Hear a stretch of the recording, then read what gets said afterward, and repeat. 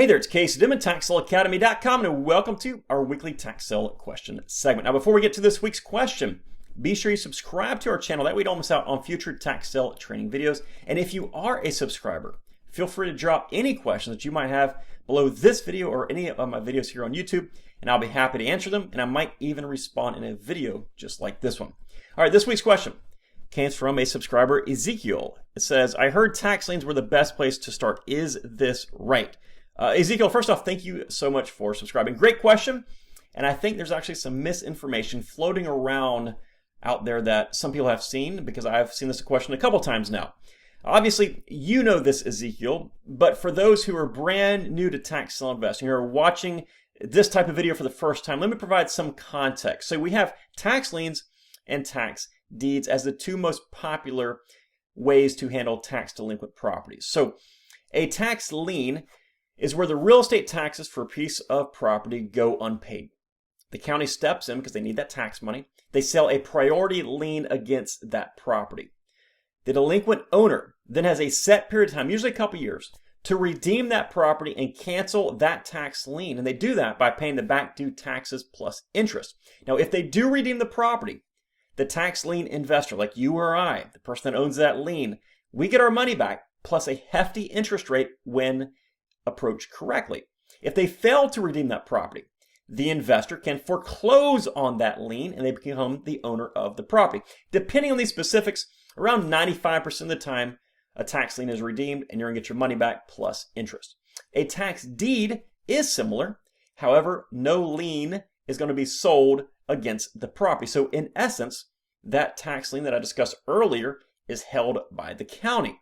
So you have a piece of real estate that has delinquent taxes. The county notices, they flag that parcel. And then what happens is the owner has a couple of years to pay off the back due taxes, interest, and fees, which is collected entirely by the county. The county gets that interest. If they do not pay off those taxes, the county, after a set period of time, whatever that date is, they foreclose on that property and then they sell that property outright. So a lien is a lien against the property, backed by the property. A tax deed, you actually buy the property itself. In short, tax liens will provide lower returns with less work, since usually you're going to get your return by walking out to the mailbox and collecting a redemption check when that tax lien is redeemed. Tax deeds will typically provide higher returns, but require more work since you actually have to market and sell the property to realize your profit.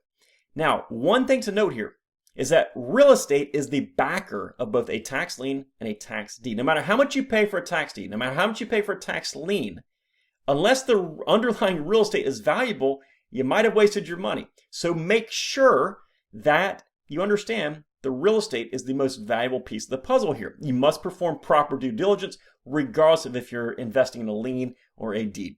So back to the question, what is better for a first timer? Depends on your objectives. If you're looking somewhere safe to park your money when it returns higher than average, that could take anywhere from a few months to a few years to get your money back out of, then tax liens are it if you don't want to have an active role in managing that investment. If you're looking to take your money and grow it faster and are willing to put in more work, if you want to take that active role, then tax deeds are better.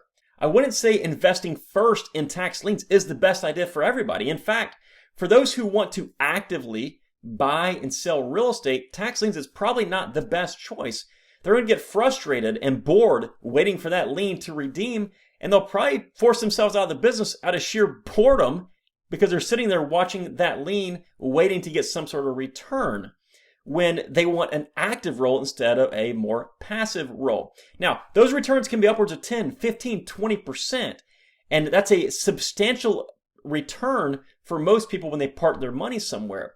But compared to a tax deed, it might not be all that impressive if you want something with an active type position. So again, if you're able to park your money and you want to earn money somewhat passively, you obviously have to do all the research and figure out the business and all that good stuff. But if you want to just kind of park your money, sit back and collect your check, invest in tax liens. If you want to potentially make more money and you're willing to put forth more effort and you want to actively buy and sell real estate, that is where you're going to be investing in tax deeds. There is no one path that everybody should follow. outside of learning the business before doing anything. So my suggestion, instead of listening to somebody that says, you must do this for the ultimate path to success, my suggestion is to take the time to learn and study the business. That way you are aware of the opportunities that exist in this business, so you can then choose the best path for you. So Ezekiel, hopefully this helps you out. Thank you so much for everybody watching this video, and don't forget to subscribe to this channel.